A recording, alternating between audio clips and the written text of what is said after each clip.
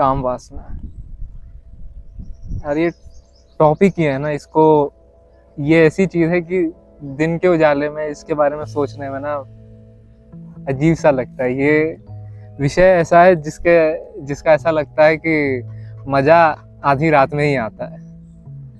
लेकिन ये किताब बड़ी इंटरेस्टिंग दिखी मुझे। तो काम वासना है, ऊपर ये तितली है और इसका डिजाइन बना रखा है, जाने क्या रिलेशन। लेकिन जब इस किताब को पढ़ना चालू किया ना, तो जो अपनी काम वासना है उससे आंखें चार करने का की थोड़ी सी हिम्मत आई।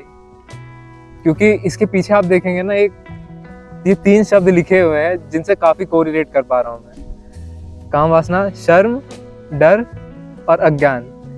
जैसा अभी कह रहा था ना कि ये जो शब्द ही है, ये दिन के उजाले में सोचने में बड़ा अजीब लगता है। ये इसका रात के अंधेरे में मजा ज्यादा आता है भोगने में, वो भी। तो ये तीनों शब्द है ना जो मुझे लग रहे हैं कि काफी अच्छे से मेरी उस सिचुएशन को डिस्क्राइब कर पाते हैं। तो अब डरते डरते ही सही इस किताब को मैंने लिया है और समझने की कोशिश की है कि अब ये काम वासना का हिसाब क्या है। कि मतलब अब है मेरे अंदर तो मेरा ही हिस्सा होगा, ठीक ही होगा, ये मान के चल रहा हूँ। तो इसमें होता ये भी है साथ में कि जब उससे गुजर जाता हूँ तो एक अपराध भाव रहता है मन में, थोड़ी गिल्टी वाली फीलिंग आती है कि यार क्या कर दिया, कहाँ उलझ गया ये। तो ये जो पूरा थॉट प्रोसेस है ना, ये जो गुत्थम गुत्थी है, इसको सुलझाने के लिए मैंने देखा है कि किताब ना थोड़ी कारगर है। क्यों कारगर है? क्योंकि आपको मैं पहले ले चलता हूँ ना इसके इंडेक्स से, आप समझेंगे कि क्या क्या जैसे इसमें विषयों पर बात हो रही है, आपको अंदाजा लगेगा कि कैसे वो आपके जो मन में विचारों की गुत्थम गुत्थी हो रखी है ना काम वासना को लेके, खासतौर से जिससे सीधे सीधे आंखें चार नहीं कर पाते हैं, कैसे उसे आंखें चार कर पाए। तो आपको लेके चलता हूँ टॉपिक्स पे। शुरुआत में ही शारीरिक आकर्षण इतना प्रबल। तो अब एक चीज समझिए कि हमारा जो शरीर आया हुआ है, ये भी हमारे माता पिता से ही आया हुआ है ना, और उनका भी उनके। तो एक पूरी प्रक्रिया चली है, एक पूरा वो प्रोसेस है प्रकृति का, जो चाहती है कि फिर 2 इंसान या एक जाति के 2 जीव एक दूसरे से मिलें और फिर अपनी संतानें उत्पन्न करें, ताकि प्रकृति की पूरी प्रक्रिया चलती रहे। तो ये जो शुरुआती चैप्टर है ना, यहाँ पर ये बेसलाइन एक तरीके से रखा जा रहा है कि आप समझो इस चीज को कि वो जो काम वासना भी है ना, उसका फंक्शन क्या, वो है क्यों आपके अंदर। सही गलत की बात नहीं है क्यों आपके अंदर। फिर स्त्री शरीर का आकर्षण इतना हावी क्यों है। क्या सेक्स का कोई विकल्प है जो मन को शांत रख सके? क्योंकि काम वासना है तो अब गिल्ट वाली फीलिंग भी होती है। तो एक तो बात है समझना, फिर उसके बाद जब ये चढ़ी आती है दिमाग पे ही, तो क्या कोई विकल्प है, क्या कोई बेहतर चीज है उससे करने के लिए। तो वो इस चैप्टर में कवर होते हैं। फिर उसके बाद एक इंटरेस्टिंग चैप्टर ये रहा कि सेक्स और मौत में क्या संबंध है, और मुक्ति का पहला चरण, शरीर का सहज स्वीकार। जैसा कि मैं कह रहा था कि काम वासना मेरा ही हिस्सा है, तो अब इसको ठुकरा देने से, एक कोने में दफन करने से बात नहीं बनेगी, क्योंकि ये लहर की तरह होती है और इसको जितना बार भी मैंने एक कंट्रोल करके दबा के रखने की कोशिश की है, वो अगली बार से और उठ के ही आई है। तो बेहतर है कि इसको समझ लूं और जानूं कि ये है क्यों।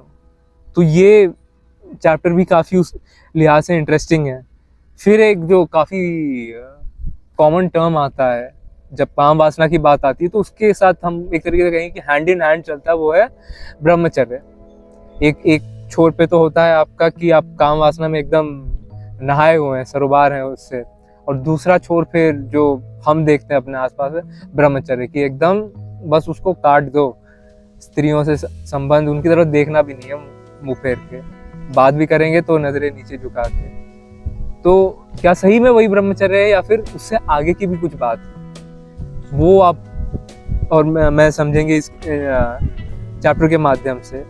फिर सेक्स अच्छा या बुरा, पॉन्ड देखने की लत कैसे छूटा, अरे ये कैसे भूल गए, जो आधी रात में काम बता रहा था वो तो पॉन्ड का ही काम था। तो अब इस पे भी बात है कि पॉन्ड फिर आपके लिए अच्छा है या नहीं है, इसमें भी फिर बुक एक डीप डाइव करती है इस चैप्टर के माध्यम से। और फिर आखिरी में एक, जब इतने सारे टॉपिक्स ऐसे गिना दिए गए हैं अलग अलग विषयों पर जो आपको चोट की जा रही है, तो उसमें एक टॉपिक फिर ये भी आता है, जब ये काम वासना की बात है तो फिर कैसे किसी ऐसे से मिला जाए जिसने काम वासना को समझा है, तो फिर ऐसा कोई मिले तो उसके लिए फिर ये आखिरी चैप्टर है कि सही लड़के नहीं मिलते तो निराशा और कुंठा में रहते। तो ऐसे ही मुझे लगता है कि ये जो इतने सारे चैप्टर अलग अलग बनाए गए हैं ना, ये आपके जो समझ है काम वासना को, उसको अलग अलग कोणों से देखने की कोशिश की गई और उस पर अलग अलग कोणों से वार करने की कोशिश की गई, ताकि आपके दिमाग में उसके प्रति एक बेहतर चीज बात बने, एक बेहतर समझ उत्पन्न। तो जैसे मैं इस किताब को समझ रहा हूँ, वैसे मुझे अच्छा लगा कि आप लोग भी देखें इस किताब को, समझें, अपनी काम वासना से आंखें चार करें। इस किताब के बारे में आपको और जानना है और देखना है तो मैं चाहूँगा कि आप इससे जुड़ने के लिए आचार्य प्रशांत जी के ऐप पर जाएं। आचार्य प्रशांत जी इसी किताब के लेखक हैं। आप उनके ऐप पर जाके इस किताब को खरीद सकते हैं। आप अमेज़ॉन पे जाके, फ्लिपकार्ट पर जाकर भी इसे ले सकते हैं। यदि आप ई बुक के शौकीन हैं तो आचार्य प्रशांत ऐप में फीचर है कि जिससे आप ई बुक भी पढ़ सकते हैं इसकी। साथ में जब इसको और गहराई से समझना है, क्योंकि ये किताब तो काफ़ी अपने आप में एक डीप डाइव देती ही है, लेकिन जब इसे और बेहतर तरीके से आपको समझना है तो आप उतरिए आचार्य जी के साथ उनके गीता समागम में। गीता समागम में अनेकों ग्रंथ हैं जिसे आचार्य जी पढ़ा रहे हैं, समझा रहे हैं, जहाँ पर आप देखेंगे कि काम वासना पर भी बात होती है।